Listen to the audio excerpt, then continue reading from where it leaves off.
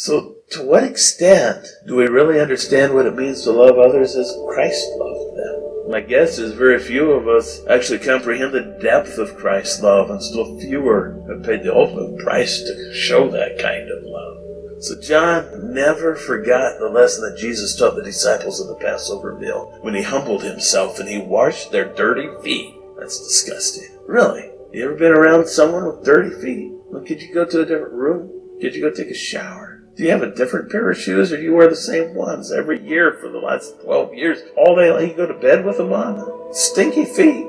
He humbled himself and he washed their dirty feet. And then he told them, you got to do the same thing. Wash each other's feet. It's not washing the feet that's so important. It's doing stuff for others that's important. Stuff that's uncomfortable. Stuff that makes you a servant rather than the one being served.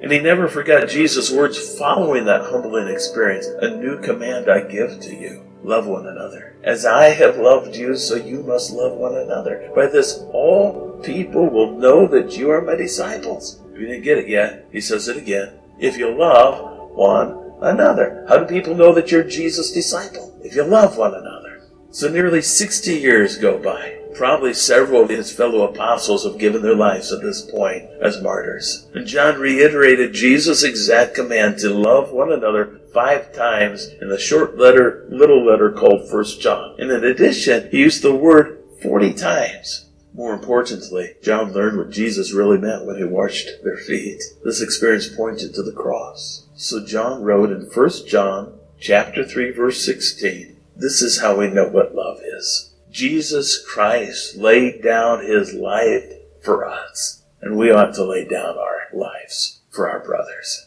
Ironically, tradition tells us that John's the only apostle who died a natural death. Needless, John was ready and willing to drink this cup, yet become a man of love. What do you really believe about Jesus Christ? I mean, even though John traveled with the Lord and John heard him speak, he saw him work a whole lot of miracles, it took him time to believe that Jesus Christ was God. But once he did, he wrote an unequaled masterpiece in order to convince other people that Jesus Christ is God who came in human flesh, and that through faith in Jesus Christ we can have eternal life. So near the end of this marvelous treatise, John succinctly summarized his purpose for writing his gospel. John 20, verses 30 and 31.